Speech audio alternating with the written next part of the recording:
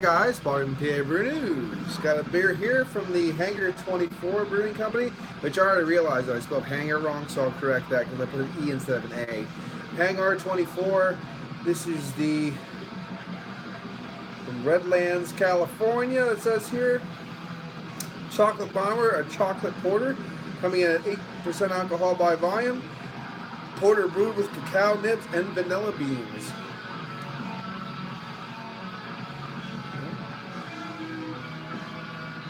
Just got home from work, blah.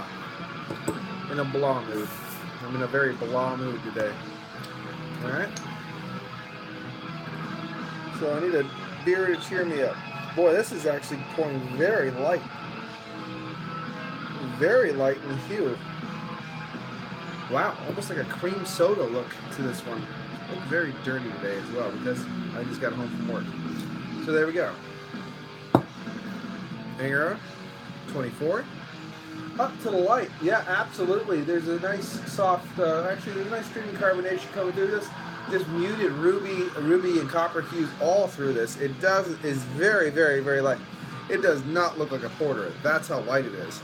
And of course there's an off-white, touching the khaki colored of a head going on there. But yeah, lots of streaming carbonation. I don't have a light to show you at the moment, but it is an amazingly light colored beer for a porter. Just tons of ruby hues coming through that to wherever the light touches the beer. Let's see, it's a nice big thick head, but it's dissipating. Let's see if I can get a room on it.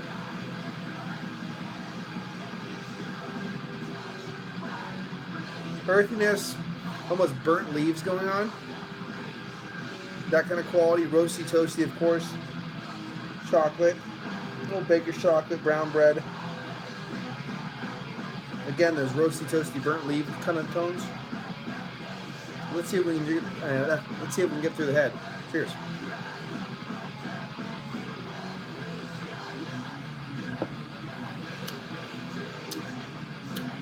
Different beer. Very different. Didn't have any kind of foam up or anything when I cracked the top on it.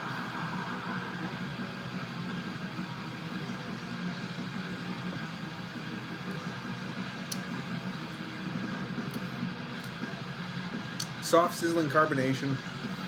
Hints of something that reminds me of a vanilla. Hints of baker's chocolate. Very earthy, burnt leaves. Brown bread.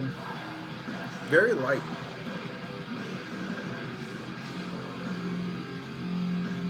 Carbonation's a little high.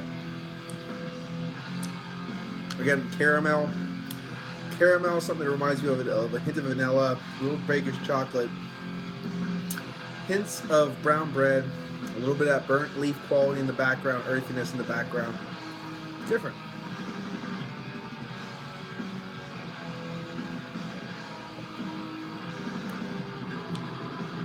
Very different beer.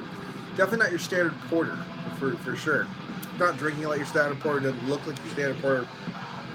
You get subtle nuances of a porter, but it's just a really weird ale going on here. Really weird. Very strange. The lightness of the beer is just crazy. It's so super light in color.